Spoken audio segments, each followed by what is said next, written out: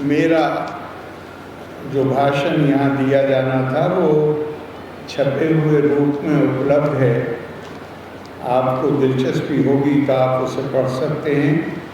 मैं कुछ बातें उस तैयार शुदा प्रारूप से अलग आपसे कहना चाहता हूँ। आज आपको उपाधि प्राप्त हुई है और बहुत से छात्रों को उनकी विशेष उपलब्धियों के लिए सम्मानित भी किया गया है। मैं आपको, आपके अभिभावकों को, खास आपके गुरुओं को और ख़ास तौर से आपके माता पिता को बहुत बहुत बधाई देता हूँ, अपनी शुभकामनाएं देता हूँ। आपको डिग्री के रूप में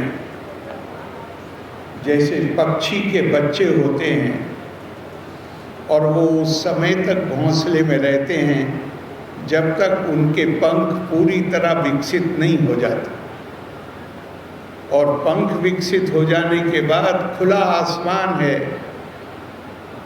उसी तरह इस डिग्री लेने के बाद आप जब वैवाहिक जीवन में जाते हैं तो अब आपके लिए खुला मैदान है।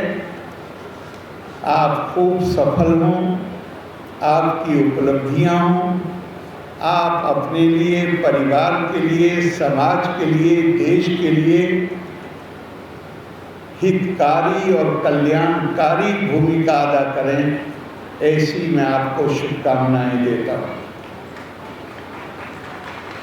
भारतीय संस्कृति में, और ये ध्यान रखिएगा कि भारतीय संस्कृति ज्ञान की संस्कृति है। पूरी दुनिया में इसकी पहचान ज्ञान की संस्कृति के रूप में रही। तो इस संस्कृति में ज्ञान का उद्देश्य बताया गया है, तद्वितीय जन्मा। एक जन्म हमारा माँ बाप के द्वारा होता है और दूसरा जन्म शिक्षा, ज्ञान, विद्या के माध्यम से होता है।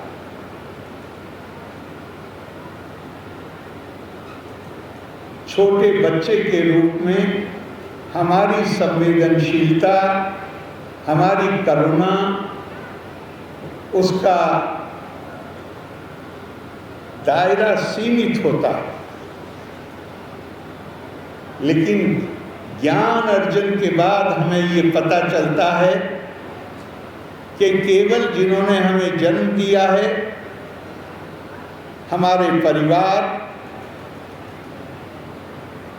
विस्तारित परिवार, केवल वही नहीं बल्कि हमारी करुणा सबके प्रति,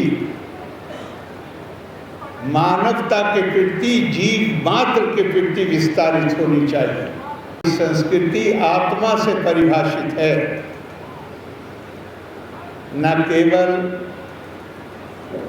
अभी आप थोड़े दिन पहले हमारे यहाँ G20 हुआ था, आपने सुना होगा। उसका ध्येय वाक्य के रूप में हमारा एक पुराना श्लोक है,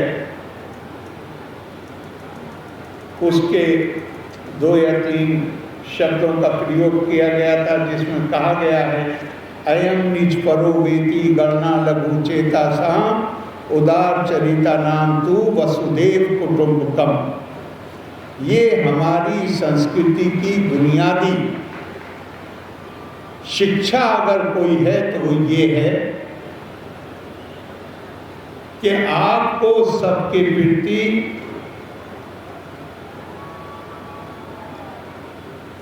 श्रीमद् भगवद गीता में भी एक बड़ा सुंदर फ्रेज, श्लोक नहीं कह रहा हूं मैं, 2 शब्द प्रयोग हुई। परमात्मा के लिए कहा गया, सुहृदम सर्वाणी भूतानि। सुहृदम कहते हैं जो आपका बहुत ही आपके नज़दीक जो मित्र होता है, उसको संस्कृत में सुहृदम कहते हैं। सुहृदम सर्वाणि भूतानि, तो वो तो सबका मित्र है, और वो सबका मित्र है, और हम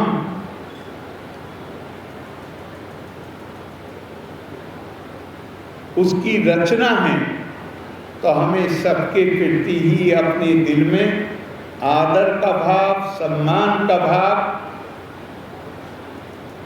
स्वीकार्यता का भाव, अपनेपन का भाव पैदा करना पड़ेगा। ये शिक्षा का मकसद है। द्वितीय जन्म किसके लिए? तेजस्विनावधीतमस्तु। आप जो कुछ भी ज्ञान प्राप्त, ध्यान रखिएगा, कोई भी, चाहे आप दर्शन शास्त्र पढ़िए और चाहे भौतिक शास्त्र पढ़िए, भारतीय परंपरा ये मानती है सर्वशास्त्र प्रयोजनम आत्मज्ञानम। You pursue any branch of science, चाहे जिस क्षेत्र में आप विद्या अर्जन कीजिए, लेकिन जब आप उस पर गौर करेंगे तो आपको वो आत्मज्ञान की तरफ ले जाती हुई नजर आएगी। और आत्मज्ञान क्या है? आत्मज्ञान है कि हम सब के अंदर परमात्मा के रूप में, आत्मा के रूप में परमात्मा निवास करता है। हम सब आपस में कोई रिश्तेदारी सीधे हो या न हो, लेकिन ये संबंध रिश्तेदारी से भी बड़ा संबंध है। तो अगर वो संबंध हम महसूस करेंगे तो हमारे अंदर दया और करुणा का भाव सबके लिए पैदा हो। हम कभी किसी के पैर पे पैर नहीं रखेंगे। तद्वितीय जन्म का मतलब है मैं किसी परिवार में पैदा होता हूँ, मैं किसी जाति में पैदा होता हूँ, मैं किसी संप्रदाय में पैदा होता हूँ, लेकिन अगर विद्या प्राप्ति के बाद भी जाति ही मेरी पहचान रहती है, संप्रदाय ही को मैं अपनी पहचान बनाता हूँ, तो फिर विद्या ने मुझे कोई फायदा नहीं पहुँचाया।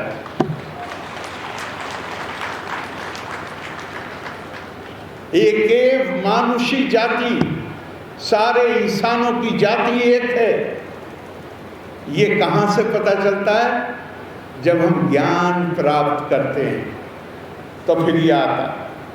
और निश्चित तौर पे मुझे विश्वास है कि यूनिवर्सिटी की अथॉरिटी ध्यान रखती हैं इस बात का। नई एजुकेशन पॉलिसी में इसकी बहुत बात की गई है। विद्या के उद्देश्यों में एक उद्देश्य तो मैंने बताया जो सबसे बड़ा है, और उसके साथ ये भी उद्देश्य है, अर्थ करी चा विद्या।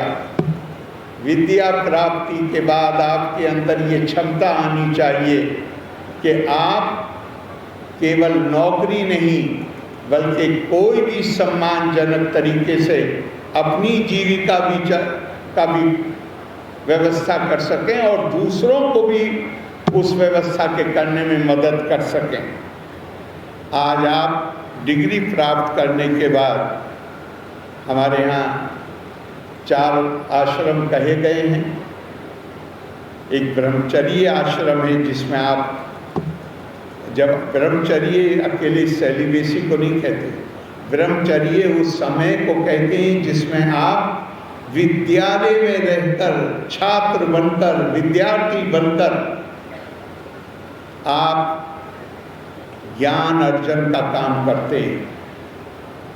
तपा स्वाध्याय निरतम, हमारी संस्कृति ज्ञान की संस्कृति है, इसलिए वो हमसे कहती है कि केवल विद्यालय में नहीं, विश्वविद्यालय में नहीं, यहाँ से निकलने के बाद भी ऐसा कोई दिन आपके जीवन में नहीं होना चाहिए जिसमें आप कोई नई बात को न सीखें, नया ज्ञान न प्राप्त करें। और अब आप गृहस्थ आश्रम में प्रवेश करेंगे। भारतीय परंपरा हमें बताती है कि गृहस्थ जीवन कैसे जीना। मैं आपको उसकी याद दिलाना चाहूँगा। हमारी परंपरा में कहा गया है, ब्रह्मानिष्ठो गृहस्था स्यात् तत्ज्ञान परायणा यद यद कर्मा प्रकीर्विता तद ब्रह्माणि समर्पये। कैसे जीना है गृहस्थ आश्रम?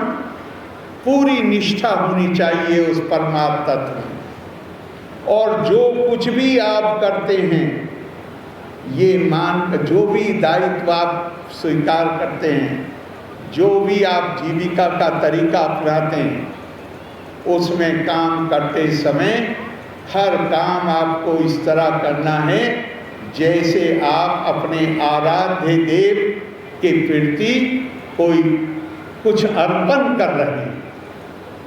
तो अगर आप जहाँ पूजा होती है वहाँ जाते हैं तो वहाँ पे आप कुछ मिलावट का सामान तो नहीं अर्पित करते हैं, बल्कि बहुत ही निष्ठा के साथ, सदाचार, सादगी के साथ, विनम्रता के साथ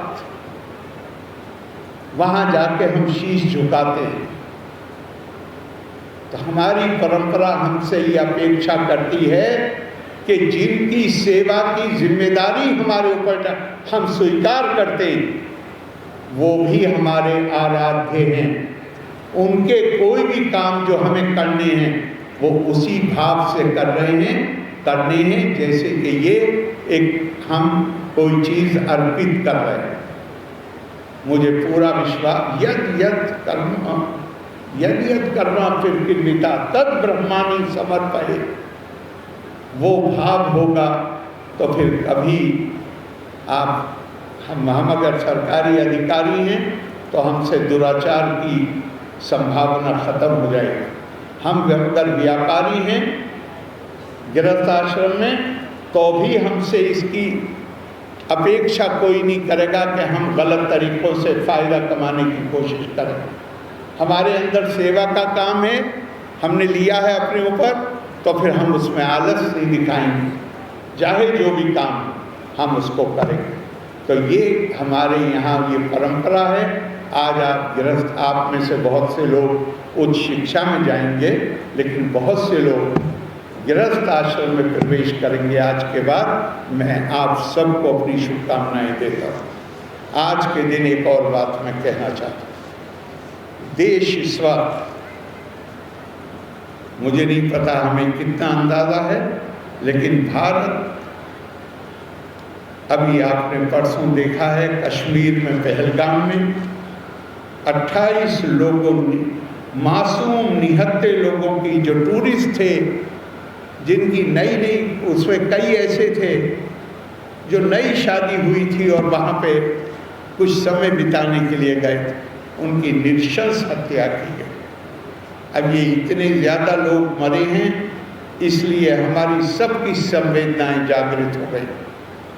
लेकिन ये काम पिछले कई वर्षों से नहीं, दशकों से,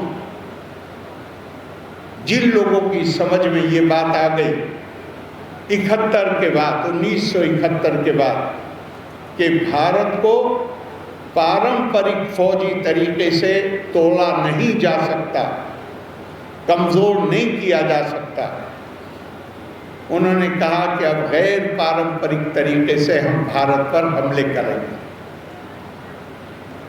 और आतंकवाद को स्टेट पॉलिसी बना लिया गया, राज्य की नीति बना लिया गया,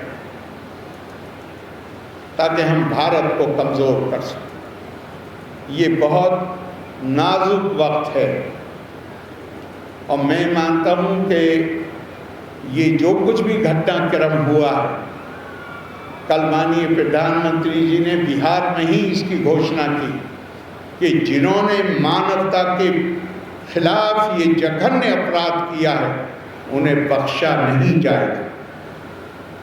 उन्होंने कहा कि वो कहीं भी पनाह ले ले, उनको ढूंढ के निकाला जाएगा और उनको सजा दी जाएगी। भारत अहिंसा और शांति में विश्वास करता है, लेकिन अहिंसा का मतलब ये नहीं है कि हम आतंक के सामने सर झुका दें। हमारी परंपरा हमसे कहती है अगरता चतुरो वेदा प्रश्ता सशरम धनु इदम ब्राह्मम इदम छात्रम शास्त्रादपि शस्त्रादपि। हमारे पास सॉफ्ट पावर होनी चाहिए, हमारे पास ज्ञान की शक्ति होनी चाहिए, विवेक की शक्ति होनी चाहिए, हमारे अंदर अपनी बात को रखने की वाक पटुता होनी चाहिए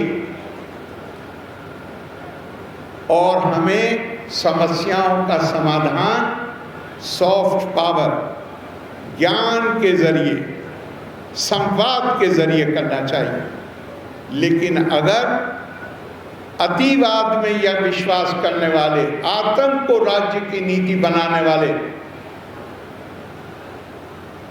संवाद की शक्ति को स्वीकार नहीं करते, तो फिर शक्ति का संवाद करने की भी क्षमता हमारे अंदर होनी चाहिए।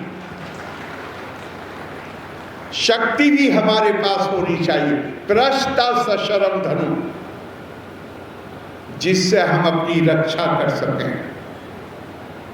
भारत की प्राचीन संस्कृति है, उस पर आधारित एक जीवन शैली। जो लोग हमें तोड़ना चाहते हैं या कमजोर करना चाहते हैं, वो केवल भौतिक तौर पे नहीं, वो हमारे आत्मबल को तोड़ना चाहते हैं, हमारी जीवन शैली को में विघ्न डालना चाहते हैं। हमारी ये जिम्मेदारी, और हमें अपनी सरकार को, अपने प्रधानमंत्री को, मैं समझता हूँ कि मैं कोई अतिशयोक्ति नहीं कर रहा अगर मैं ये कहूँ कि मैं आप सबके बिहाफ पर उनको ये आश्वस्त कर सकता हूँ कि हम आपके पीछे खड़े हैं और इसमें जो भी आप कार्रवाई करेंगे देश की सुरक्षा के लिए, हम में से हर एक उसमें किसी हद तक भी आपके साथ जाए। मैंने ये बात इसलिए कही, आप लोग फौज में नहीं, लेकिन हर भारत का नागरिक इस संकट की घड़ी में फौजी, और हमें हम नहीं जानते कल क्या होगा, लेकिन हमें अपनी भूमिका अदा करने के लिए माँ की सुरक्षा का सवाल आएगा तो हम किसी हद तक भी जाएंगे, उसके लिए हमें तैयार रहना चाहिए। आप सबका बहुत बहुत धन्यवाद। लोका समस्ता सुखिनो भवन्तु। जय हिंद।